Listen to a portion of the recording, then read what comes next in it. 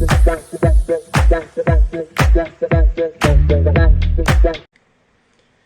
good morning students, welcome you all to this video lecture series of C++. In previous video lecture we have seen the concept of structure of C++ program.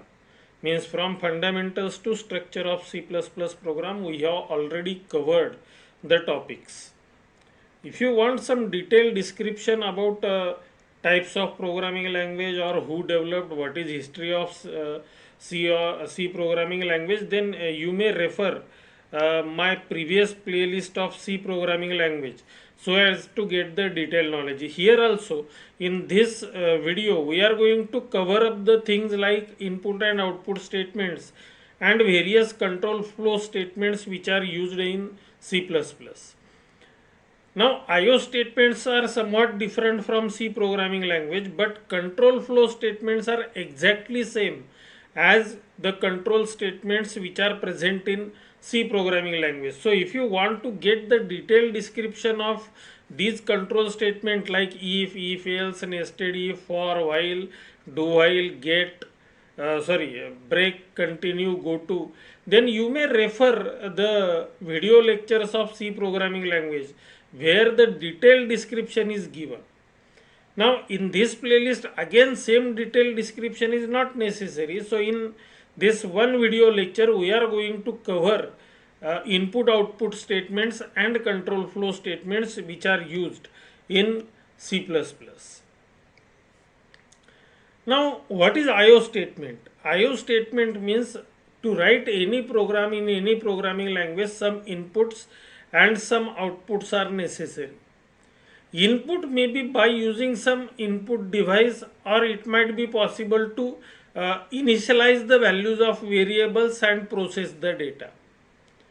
But if I want to get the value from user, then process that value and then display that result onto screen, ऐसा अगर मुझे करना है तो it is necessary to use input and output statements which are used in C++. Now which are those? Simple input output statements are cin and cout. C represent console, console input and console output. These are the two IO statements which are used in C++. In normal words these are called as statements, but in C++ these are the predefined object which represent standard input and standard output stream. Stream means what? Flow of data. Data कहाँ से कहाँ flow हो रहा है.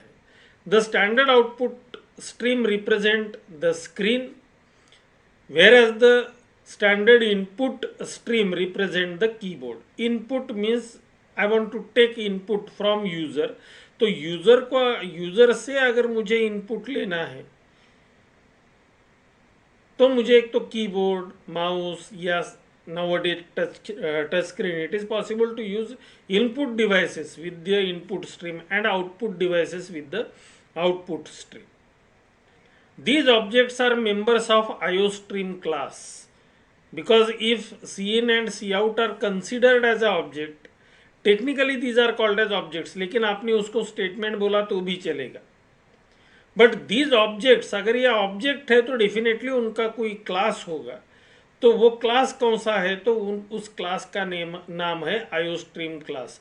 That's why keep in mind that in previous lecture also I have explained that iostream.h file should be included in my programme.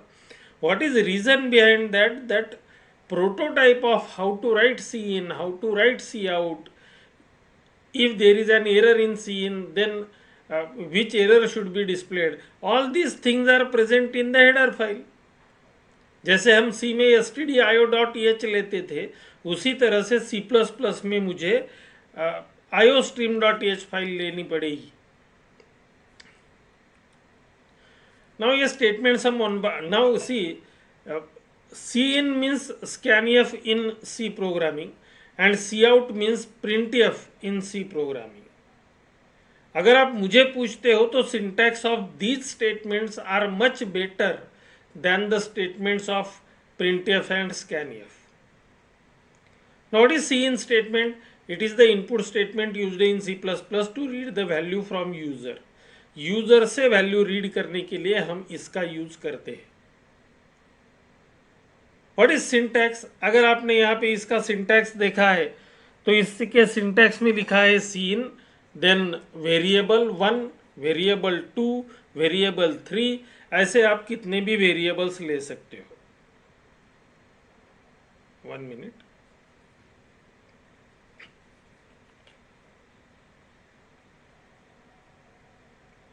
ऐसे आप कितने भी वेरिएबल्स ले सकते हो.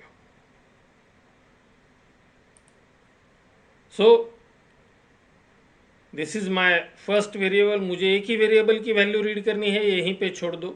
If I want to read values of 2 variables, then variable 1, variable 2, variable 3. और आपने अगर गौर किया तो these variables and cin statement are separated by some special symbols. This special symbol is called as, इस तरह का जो सिंबल आपको दिख रहा है ग्रेटर देन साइन के जैसा, और ये डबल है, तो this symbol is called as extraction operator. आपने अगर इसको एरो कंसिडर किया तो देखो एरो कहां से कहां जा रहा है. सीन से लेके शुरू होके राइट हैंड साइड पे जा रहा है. Means read value from keyboard and store that value onto memory location, the memory location which is reserved for variable 1, variable 2 और variable 3. एग्जाम्पल में दो दिए गए हैं, cin a, C in B. अब मैंने अभी जो आपको कहा कि सिंटैक्स और use of cin statement is much better than scanf. What is reason behind that? Because in scanf statement it is necessary to keep in mind that what is data type of which variable. %d, %f, %s, %t, %c ये हमें लिखना पड़ता था. यहाँ पे वो लिखने की ज़रूरत नहीं है. यहाँ पे directly you can read the value of variable. Correct देते हो तो रिजल्ट करेक्ट आएगा, अगर गलत देते हो तो रिजल्ट गलत आएगा. लेकिन कंपाइलर ही चेक करेगा कि आपने डेटा टाइप उसकी क्या ली है. नाउ दो एग्जाम्पल दिए हैं, cin a, cin a b. If you see the first example, then this example is use to read a single value, that is value of a, whereas second example is used to read two values, value of a and value of b also. But if I want to use two values in single cin statement, it is necessary that there should be two extraction operators. जितने variable उतने extraction operator होने चाहिए. तीसरी चीज, second example में अगर आपने देखा तो यहाँ पे मोर than one extraction operator use किए हैं. यहाँ पे एक है, यहाँ पे एक है, और अगर मुझे ए बी सी की वैल्यू रीड करनी पड़ती तो बी के बाद फिर मैं एक एक्सट्रैक्शन ऑपरेटर देता और सी लिखता. So if this extraction operator is used more than once in a single cin statement, then it is called as cascading of extraction operator. यहाँ पे कहीं स्लाइड में वो आया नहीं है, लेकिन ये लिख लो कहीं तो भी कि if extraction operator is used more than once, then that particular, वो जो पर्टिकुलर क्या बोलते हैं उसको, सिचुएशन है और सी इन स्टेटमेंट है, उसमें अगर एक एक्सट्रैक्शन ऑपरेटर दो बार सिंगल सी इन स्टेटमेंट में आता है तो it is called as cascading of extraction operator. So this is about cin statement. Same only अगर आपने देखा तो इसका डायरेक्शन बदला हुआ है. किसका? वहां पे एक्सट्रैक्शन ऑपरेटर था, यहाँ पे इंसर्शन ऑपरेटर है. Now what is cout? Cout is output statement which is used in C++ to print the result और message on to screen. Scanf में भी देखो हमने खाली वेरिएबल लिया था और प्रिंटएफ में वेरिएबल और मैसेज दोनों लिए थे. यहाँ पे भी सेम है. सी इन इनपुट है इसलिए only variable, cout output है, so here either you can print only message और you can print value of variable और यू कैन प्रिंट बोथ. दोनों भी प्रिंट कर सकते हो. यहाँ पे भी सेम है. सी आउट लिखने का इंसर्शन ऑपरेटर, मैसेज और वेरिएबल 1, 2 बार लिखना है तो मैसेज और वेरिएबल 2, 3 बार लिखना है तो मैसेज और वेरिएबल 3। लेकिन जितनी बार आपको वेरिएबल और मैसेज लेना है उतनी बार आपका इंसर्शन ऑपरेटर वहाँ पे आना चाहिए। गलती से यहाँ पे एक्सट्रैक्शन ऑपरेटर रह गया है, दिस इज रॉन्ग। यहाँ पे भी इंसर्शन ऑपरेटर ही होना चाहिए। So this should be replaced by this one.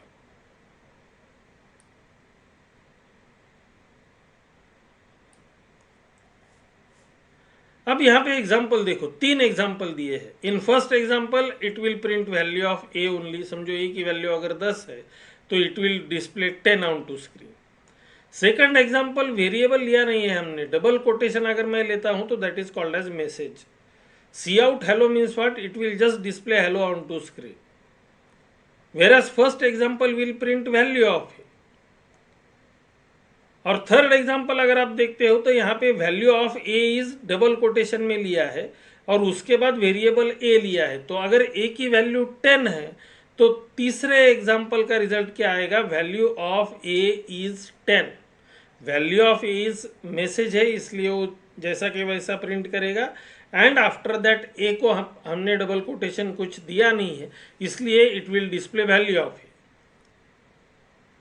और सेम थिंग यहाँ पे भी है, if single cout statement contains more than one insertion operator then it is called as cascading of insertion operator.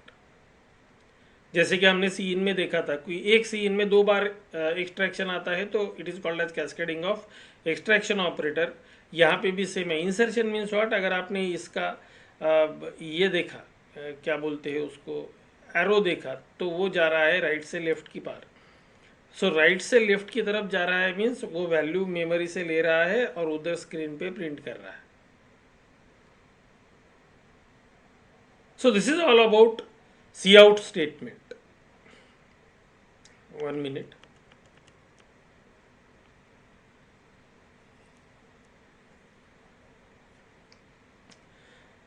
So C in and C out, first is called as C in input, second is called as C out output. Now after this, once you get, आप ये programme कैसे हो गए, write a program to display your name on to screen, write a program to display hello on to screen, write a program to display value of a on to screen. These are the simple programs. Now if I want to process the data, then there are some conditional statements which are used in C++. Conditional statements allow for decision making and executing different blocks of code based on specified conditions.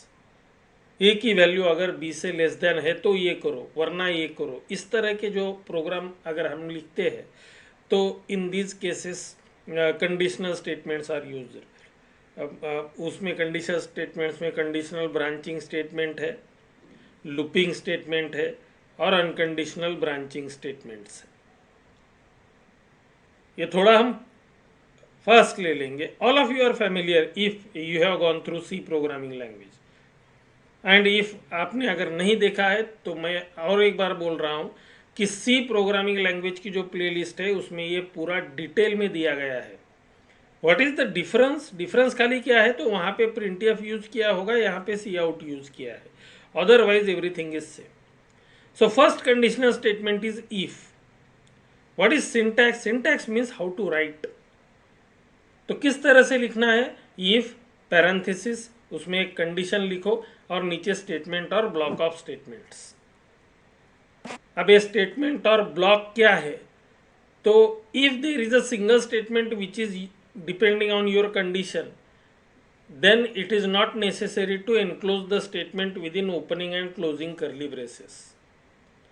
But if there are more than one statements which are depending on your if condition, then it is necessary to enclose these statements within opening and closing curly braces, and from opening curly brace to closing curly brace is called as block.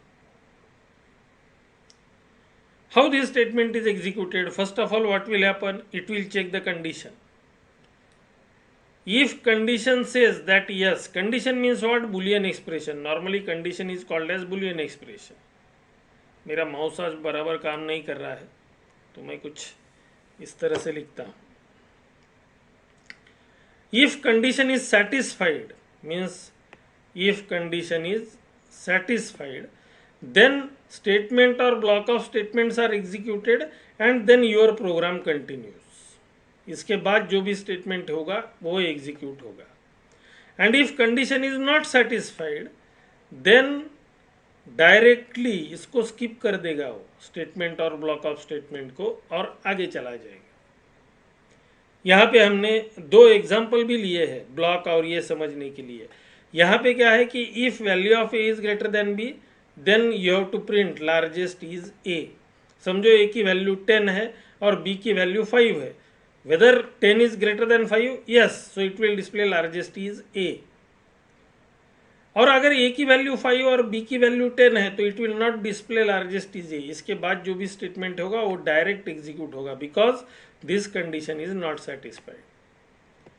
So here there is a single statement which is depending on this if condition. That's why this statement is not enclosed in opening and closing curly brace.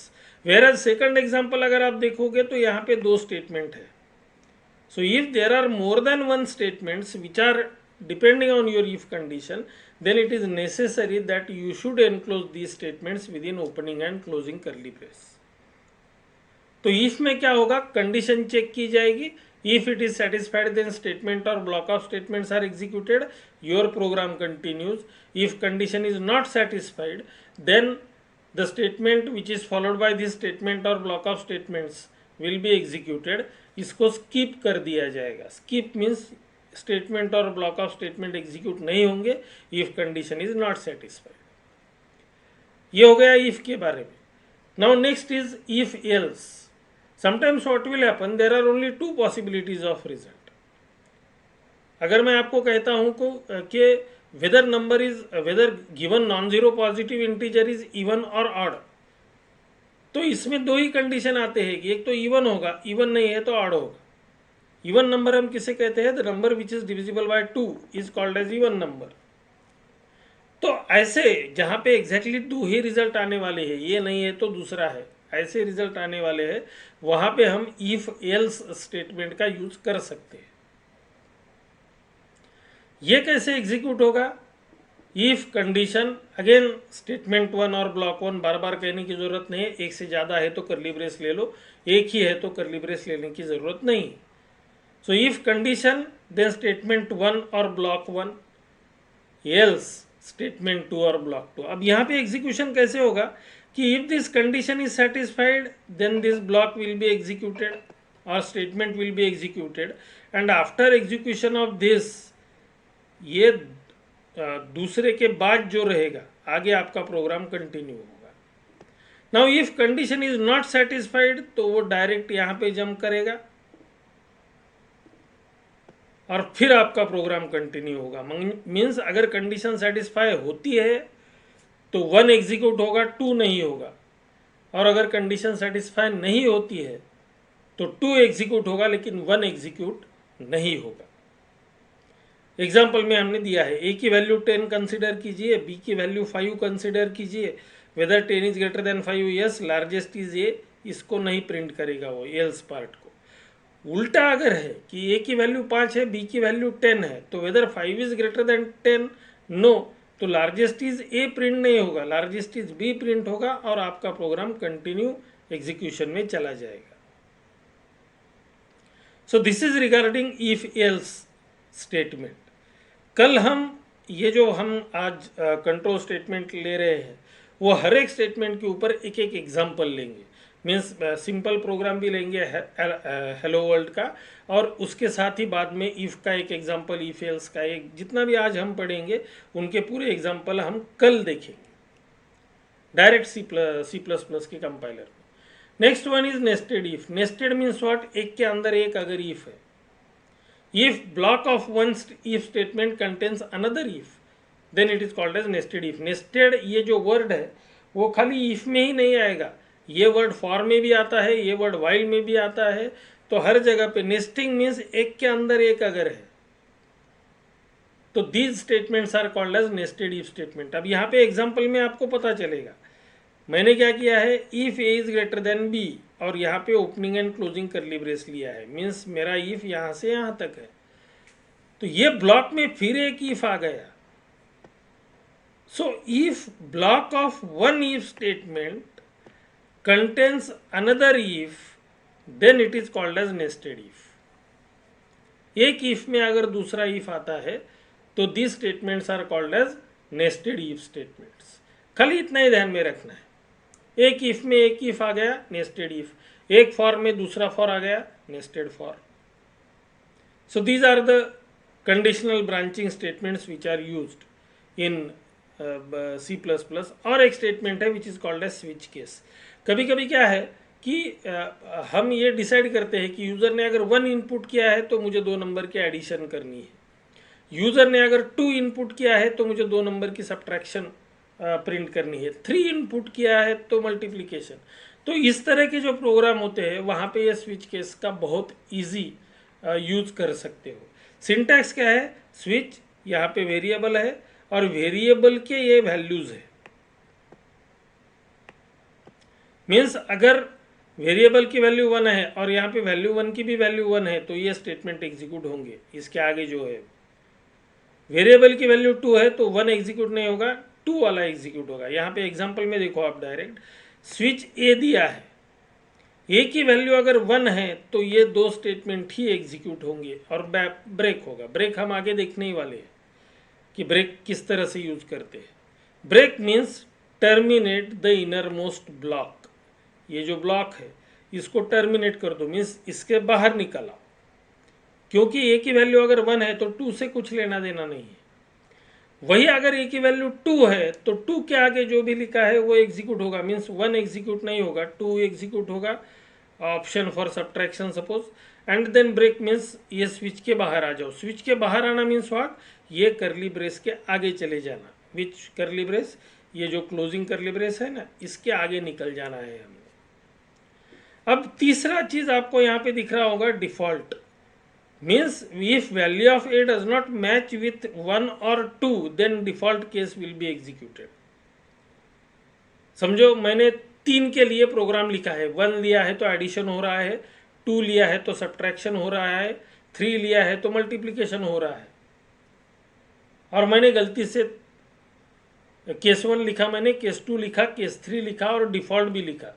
अगर मैं 1 करता हूं तो addition होगी, 2 करता हूं तो subtraction होगा, 3 करता हूं तो मल्टीप्लिकेशन होगा, लेकिन गलती से मैंने 11 दे दिया। So this 11 does not match with any of the cases. तो ऐसे अगर कोई मैच नहीं कर रहा है तो ये डिफॉल्ट केस एग्जीक्यूट होगा। So normally this statement is called as multiple branching statement. Depending on value of variable, case statements are executed. यहाँ पे इम्पॉर्टेंट चीज़ ये है कि हर केस के आखिरी स्टेटमेंट के बाद आपको ये लिखना ज़रूरी है, क्या, ब्रेक। ब्रेक लिखना बहुत ज़रूरी है। अगर मैं ब्रेक नहीं लिखता हूँ तो वो कंटिन्यू निचले, अगर समझो मैं ये ब्रेक नहीं लिखता हूँ, ब्रेक, और अगर ए की वैल्यू 1 है तो वो क्या करेगा, ऑप्शन फॉर एडिशन भी प्रिंट करेगा और ऑप्शन फॉर सब्ट्रैक्शन भी प्रिंट करेगा, क्योंकि उसको ये लेबल का कुछ लेना देना नहीं है 1 2 3 का, वो अगला स्टेटमेंट एग्जीक्यूट करेगा। इसलिए हर केस के बाद आपको ब्रेक लिखना कंपलसरी है। अब ये होने के बाद हमारे पास आते हैं looping statement. I think all of you are familiar with for loop. For loop कैसा है, for loop is divided into 3 parts, one is initialization, termination condition and statement. Execute कैसे होगा वो खाली मैं थोड़ा सा इजीली बताता हूँ। First of all initialization means variable का इनिशियलाइज करो, then check the condition, if condition is satisfied then execute statement और ब्लॉक। मीन्स वो कंडीशन अगर यस बोलती है तो स्टेटमेंट और ब्लॉक एग्जीक्यूट होगा। आफ्टर ब्लॉक यहाँ पे भी वही है, एक से ज़्यादा स्टेटमेंट है तो ओपनिंग क्लोजिंग करली ब्रेस ले लो। आफ्टर एग्जीक्यूशन ऑफ ब्लॉक ये स्टेटमेंट एग्जीक्यूट होगा, and after execution of this statement again test the condition. Means इस तरह से ये घूमते रहेगा, कब तक, जब तक वो टर्मिनेशन कंडीशन सेटिस्फाई होती रहेगी तब तक। Once termination condition is not satisfied, your for loop terminates, means if this condition is not satisfied then वो फॉर लूप के बाहर निकल आएगा। अब यहाँ पे देखो देखो दो एग्जाम्पल लिए है। For i is equal to 1, i is less than और equal to 10, i plus plus cout i. तो पहले क्या होगा मेरे हिसाब से, initialize means i is equal to 1 पहले होगा, बाद में कंडीशन चेक होगी वेदर 1 इज लेस देन और equal to 10, yes print 1, i plus plus means अब ये वैल्यू 2 हो जाएगी, एंड अगेन चेक करो वेदर 2 इज लेस देन और equal to 10, yes again print 2, 3 हो जाएगी, 4, 5, 6, 7, 8, 9, 10 तक जाएगा। 10 के बाद आई की वैल्यू 11 होगी। Now whether 11 is less than और equal to 10, no condition is not satisfied, so the statement which is immediately followed by last statement in for loop will be executed. So this is regarding for loop. Next looping statement is while. बहुत बार ये हमें पूछा जाता है कि when to use for, when to use while. See, when I know exactly how many repetitions are present in my program after giving input, then in that case you can use for loop. For example, addition of first 10 numbers. तो मुझे मालूम है कि 10 number आने वाले हैं, तो 10 number का मुझे एडिशन करना है, तो यहाँ पे आप फॉर लूप ले सकते हो। दूसरा व्हाइल और डू व्हाइल, ये भी लूपिंग स्टेटमेंट ही है, लेकिन इनको कब यूज करना है, when I don't know how many repetitions are present. Reverse of number का प्रोग्राम है, मैंने समझो 12 दे दिया, तो 12 का रिवर्स क्या आएगा 21, रिपीटेशन 2 ही होंगे। उसी जगह पे मैंने अगर 1234 दे दिया तो उसका रिवर्स आएगा 4321 फॉर रिपीटेशन। तो यहाँ पे मुझे रिपीटेशन मालूम नहीं है, in such cases you can use while loop. While loop का सिंटैक्स फॉर से बहुत इजी है। व्हाइल कंडीशन लिखनी है, स्टेटमेंट। अब ये एग्जीक्यूट कैसे होगा, check the condition, if condition is satisfied then execute the statement, after execution of statement again check the condition, again if it is satisfied then execute the statement, again check the condition, like this. Once the condition is not satisfied then वो ये while loop के बाहर आएगा। अब यहाँ पे देखो I is equal to 5 while I is less than or equal to 10, तो आई की वैल्यू लेस देन और इक्वल टू 10 है क्या, यस 5 इज लेस देन और equal to 10, cout I क्या आएगी 5, आई प्लस प्लस 6 होगी, 6 is less than 10, yes 6 print होगा 7 होगी, 7 प्रिंट होगा 8 होगी, 8 प्रिंट होगा 9 होगी, 9 प्रिंट होने के बाद क्या होगा 10 होगी, whether 10 is less than 10, no. So 5, 6, 7, 8, 9 ये रिजल्ट आएगा, 10 प्रिंट नहीं होगा, because when value of I becomes 10, 10 is less than 10, this condition is not satisfied. less than और equal to अगर लिखता हूँ तो satisfy होगी, less than लिखता हूँ तो satisfy नहीं होगी। so while loop भी है और do while loop भी है। while loop is called as entry tested loop, statement की तरफ जाने से पहले condition चेक करो। do while is a exit tested loop, पहले ये statement execute करो, बाद में देखेंगे condition चेक करनी है या नहीं।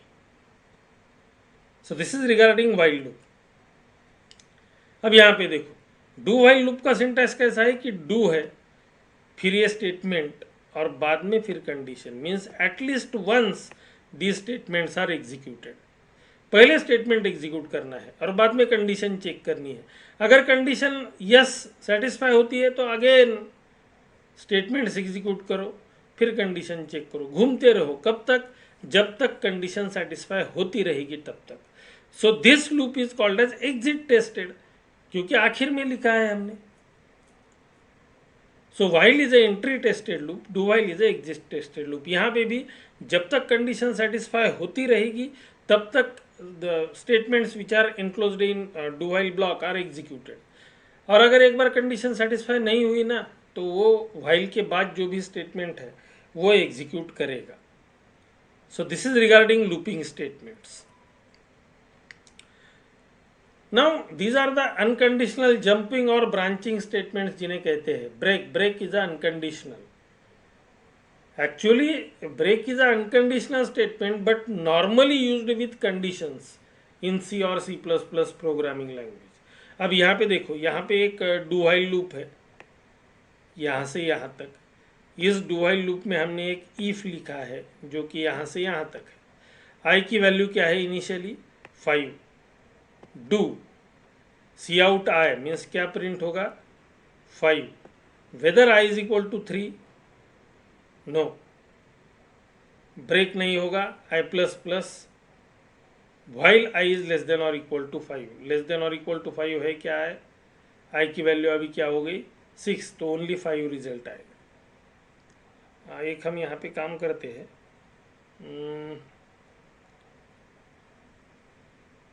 आई इज इक्वल टू 1 लेते हैं, सॉरी यहाँ पे 5 नहीं 1 ले लो. सो सी आउट आई मीन्स 5 प्रिंट नहीं होगा, 1 प्रिंट होगा. Whether I is equal to 3, no, तो ब्रेक नहीं होगा. आई प्लस प्लस होगा, मीन्स अब आई की वैल्यू क्या होगी 2, 2 इज लेस देन और equal to 5, yes. Cout I means क्या प्रिंट होगा 2. If I is equal to 3, no, I plus plus 3 होगी. आई इज लेस देन और equal to 5, yes. Cout I 3 print होगा. और यहाँ पे क्या होगा कि if I is equal to 3 then break, तो ये ब्रेक क्या करेगा, this statement is use to immediately terminate the inner most block. तो इनर मोस्ट ब्लॉक कौन सा है, यहाँ से लेके यहाँ तक. तो normally break statement is use to immediately terminate the looping statement. Next is continue. Continue क्या करेगा, यहां से ही ऊपर चला जाएगा डू की तरफ, नीचे नहीं जाएगा. नीचे sorry I is equal to 1, यहाँ पे भी ये गलती से 5 रह गया है. So i is equal to 1, do. If I is equal to 3, no, cout I means 1 print होगा. आई प्लस प्लस 2 होगा. 2 इज लेस देन और इक्वल टू 5, यस. अगेन यहाँ से भी ये ऊपर ही जाएगा, मीन्स ये डू की तरफ 2 जगह से जाएगा. अब क्या हो गई आई की value 2, 2 is equal to 3, no, cout 2 means पहले, एक मिनट, पहले हमारा 1 प्रिंट हो गया, उसके बाद 2 प्रिंट करेगा. आई प्लस प्लस मीन्स अब आई की वैल्यू 3 हो जाएगी. 3 इज लेस देन और इक्वल टू 5, यस. फिर ऊपर जाएगा. If I is equal to 3, yes. तो यहाँ पे आई की वैल्यू 4 करेगा और कंटिन्यू होगा, मीन्स 3 प्रिंट नहीं होगा. इसके बाद प्रिंट होने वाली वैल्यू क्या होगी 4, और उसके बाद प्रिंट होने वैल्यू होगी 5. अब ये 3 प्रिंट क्यों नहीं हुआ, तो इस वजह से नहीं हुआ क्योंकि हमने यहाँ पे लिखा है कि आई इज इक्वल टू 3 जब होता है तो कंटिन्यू, कंटिन्यू मीन्स यहीं से ऊपर जाएगा, नीचे नहीं आएगा. And last unconditional branching statement और jumping statement is go to. Go to label ये बहुत इजी है. यहाँ पे i is equal to 1, if I is less than और इक्वल टू 5 अगर है तो सी आउट आई मीन्स 1 प्रिंट करेगा. I plus plus means i की वैल्यू 2 हो जाएगी. And then again go to x x. Go to x x means यहाँ से, अब हमने यहाँ पे लूपिंग स्टेटमेंट नहीं लिया है लेकिन ये वर्क करेगा लूपिंग के जैसा ही. फिर whether I is less than और इक्वल टू 5, 2 था ना हमारे, आई की वैल्यू इनिशियली 1 थी, उसने 1 प्रिंट कर दिया 2 हो गया. फिर 2 प्रिंट कर दिया 3 हो गया. 3 प्रिंट कर दिया 4 हो गया. हर बार वो गो टू एक्सेस मीन्स ये एक्सेस लेबल है, ये लेबल की तरफ भाग जाएगा. गो टू एक्सेस बोला कि एक्सेस की तरफ जाएगा. नीचे दिया भी है description. Go to is unconditional branching statement used in C++. This statement immediately transfer the control of the execution of program to the statement which is immediately followed by the specified label. Label के आगे जो statement होगा वहां से फिर वो शुरू कर देगा. So thank you very much for watching this video lecture. Actually बहुत सारे बच्चे बोल सकते हैं कि ये बहुत ही थोड़ा सा फास्ट हो गया है. कंट्रोल सी और C++ के कंट्रोल स्टेटमेंट सेम है, इसलिए आप उधर जाके भी देख सकते हो. लगा तो मैं प्लेलिस्ट है मेरी सी प्रोग्रामिंग की, उसमें कंट्रोल स्टेटमेंट्स है और प्लेलिस्ट की लिंक आपको यहीं पे मिल जाएगी. So thank you very much for watching this video. Tomorrow we will see some example programs on control statements and fundamentals of C++. So thank you very much.